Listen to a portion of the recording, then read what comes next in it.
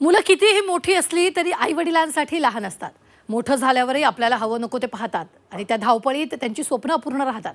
मात्र तेच स्वप्न जेव्हा मुलं पूर्ण करतात, खास करून जेव्हा मुली वडिलांचं स्वप्न साकारतात, तेव्हा तर ती भेट खास ठरते। पाहूया।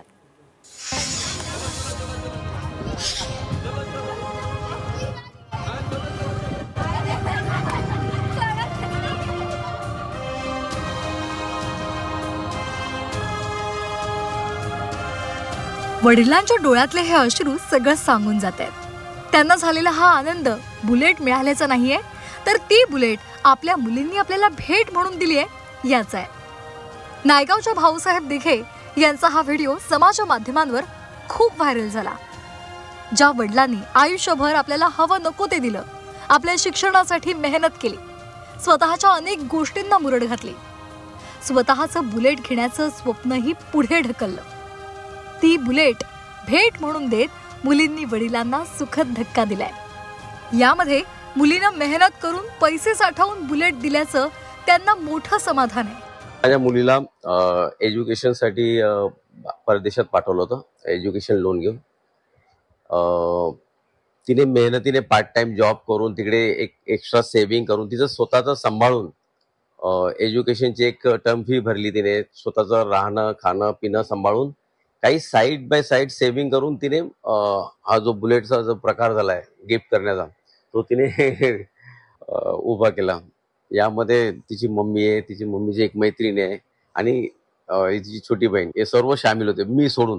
कारण शेवटपर्यंत मला कळून दिलं नाही यांनी की हा एक सरप्राईज बुलेटचा कार्यक्रम होणार आहे म्हणून। माझी मुलगी माझा अभिमान हे आता बोलण्यापुरतं उरलेलं नाहीये, कारण त्या मुलींनीच स्वतःला सिद्ध केलंय।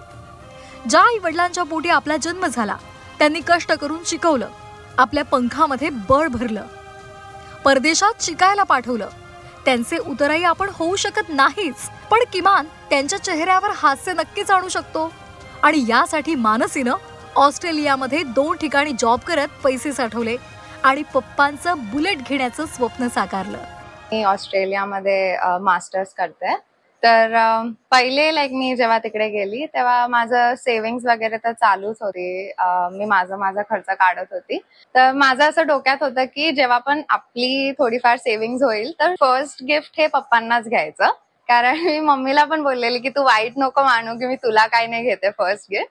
कारण रियाचं झालं, माझं झालं, मम्मीचं काय जर आम्हाला पाहिजे असं ना तर पप्पा पूर्ण करतात आहे, पण मग त्यांचे चॉईसेस त्यांची इच्छा कोण पूर्ण करणार। तर म्हणून माझं असं होतं की त्यांनाच काहीतरी घ्यायचं, तर की त्यांना बुलेटचं खूप क्रेज आहे। ते एक छोटं बाळ असतं ना, ज्याला असं चॉकलेट दाखवलं की मग ते चॉकलेटकडेच असं बघत बसची, जी आवड होती त्यांना मी तेच गिफ्ट केलं।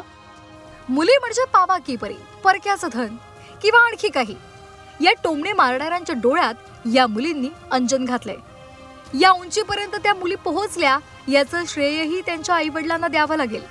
कारण जेव्हा तुम्हाला मुलीच का, मुलगा नाही, मुलींच्या शिक्षणासाठी काय खर्च करतोस, अशा अनेक टोमणेवजा प्रश्नांकडे त्यांनी दुर्लक्ष करून मुलींना शिकवलं आणि परदेशी पाठवलं।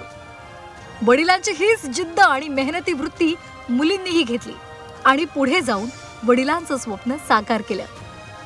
प्रथमेश तावडे, झी 24 तास, मुंबई।